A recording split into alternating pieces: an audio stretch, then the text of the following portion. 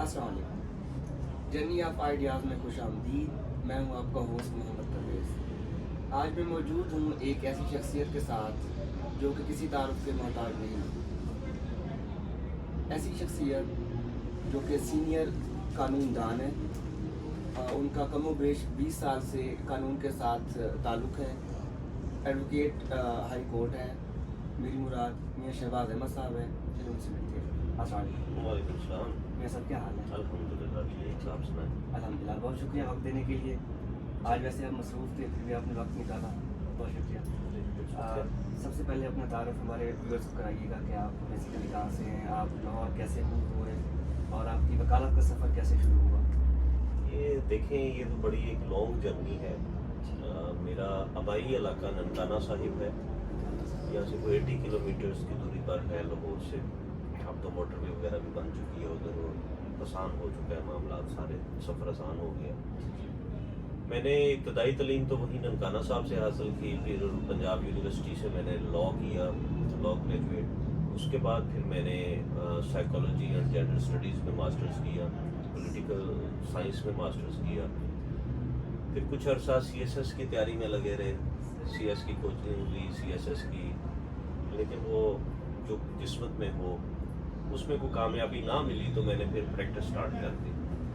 2007 میں مجھے جو ہے یہ وکالت کا لائسنس ملا، تب سے الحمدللہ اب تک فیلڈ میں ڈیلی بیسس پہ سیکھ رہے ہیں، سکھا رہے ہیں، ایکسپیرینس لے رہے ہیں، لوگوں کو گائیڈ کر رہے ہیں۔ الحمدللہ I am a professional lawyer in this field, اور میں I am much satisfied with my profession. آپ سمجھتے ہیں کہ اس ٹائم آپ ایڈوکیسی کر رہے ہیں، آپ کے لیے بہترین فیلڈ ہے بجائے سی ایس ایس وغیرہ جو آپ نے باقی اٹیمپٹس کی ہے؟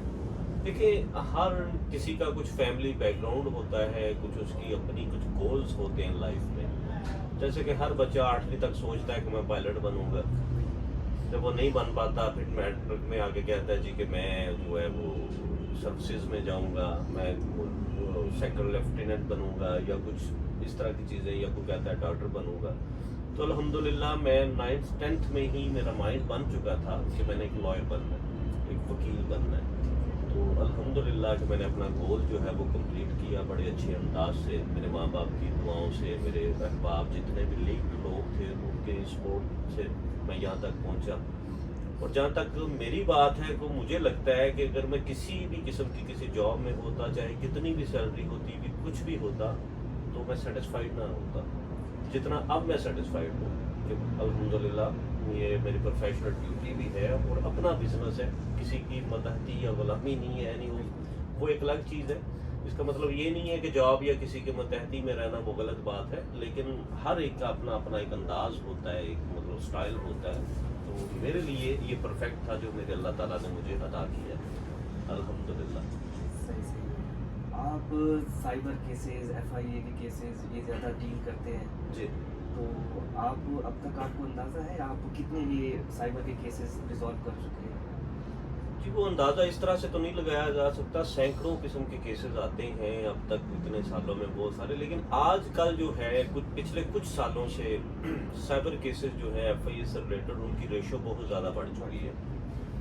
جب سے سوشل میڈیا زیادہ مطلب گروم ہوا ہے، لوگوں نے یہ ٹک ٹاکس اور دوسری ڈفرینٹ سوشل ایپس آ گئی، تب سے جو ہے جہاں تک مطلب انٹرٹینمنٹ بھی یا لوگ ارن بھی کر رہے ہیں ان ایپ سے یا کچھ چیزیں، وہاں پہ بہت سارے معاملات سوشل ایونٹس جو ہیں وہ سٹارٹ ہو گئی ہیں، اور وہ جو ہے نا ایک عجیب سا ایک مطلب ہو چکا ہے کہ سمجھ میں نہیں آتا کسی کی کہ اس کے اوپر قابو کیسے پایا جائے۔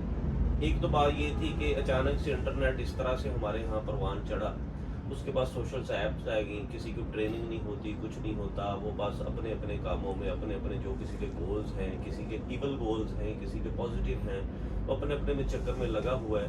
جہاں پہ انٹرنیٹ اور سوشل میڈیا کا فائدہ ہوا، وہیں پہ بہت ساری برائیوں نے بھی جنم لیا، جو بڑی ڈینجرس قسم کی برائیاں ہیں، جن میں فائنینشیل کرائمز ہیں، جن میں یہ ہراسمنٹ اور بلیک میلنگ کے ایشوز ہیں۔ اس قسم کی جو ہے نا آپ کی امورل ایکٹیویٹیز وہ بہت زیادہ بڑھ گئی ہیں اس کی وجہ سے۔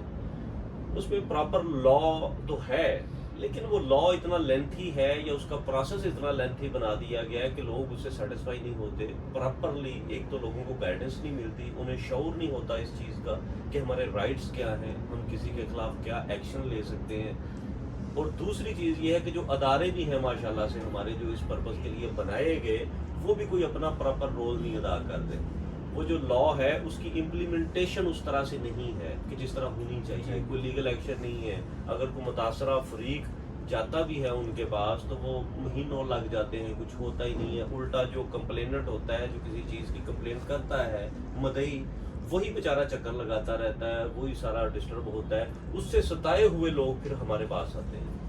تو پھر ہم انہیں ایک پراپر لیگل وے اور لیگل چیزیں وہ بتاتے ہیں کہ کس طریقے سے کس چیز کو آپ کے لے کے چلتا ہے اور آپ کا پراپر وے کیا ہے, ایویڈنس اس کی دیکھی جاتی ہے.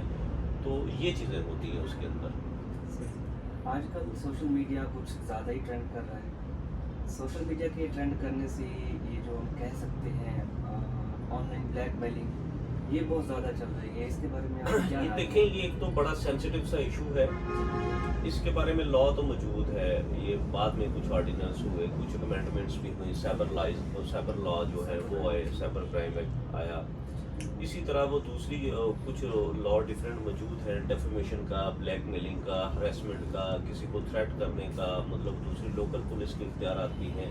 لیکن یہ سوشل میڈیا کے ریلیٹڈ جتنے بھی معاملات ہیں وہ سائبر کرائم میں فال کرتے ہیں. اب اس میں المیہ یہ ہے کہ لا موجود ہے لیکن اس کا طریقہ کار تھوڑا لینتھی ہے.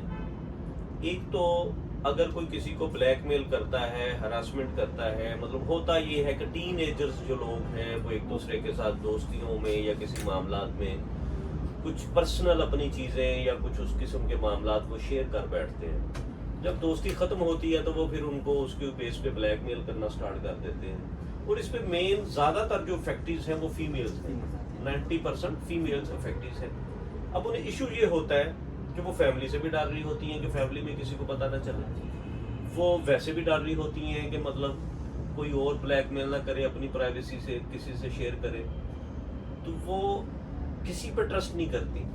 اگر ان میں سے کوئی ایک آدھی پہنچ بھی جاتی ہے FIA وغیرہ یا دوسری ایجنسیز کے پاس جو لا ایجنسیز ہیں, تو وہ بیچاری مایوس ہو جاتی ہیں کہ وہ الٹا ان سے ہی ایسی ایسی کویسچننگ کرتے ہیں, ان کو ہی ان کے ہی معاملات ملجھائے رکھتے ہیں, کوئی پراپر ان کی ریڈیسل نہیں ہوتی, کوئی ریمیڈی نہیں ان کو حاصل ہوتی, جس کی وجہ سے وہ معاملات خراب ہوتے ہیں.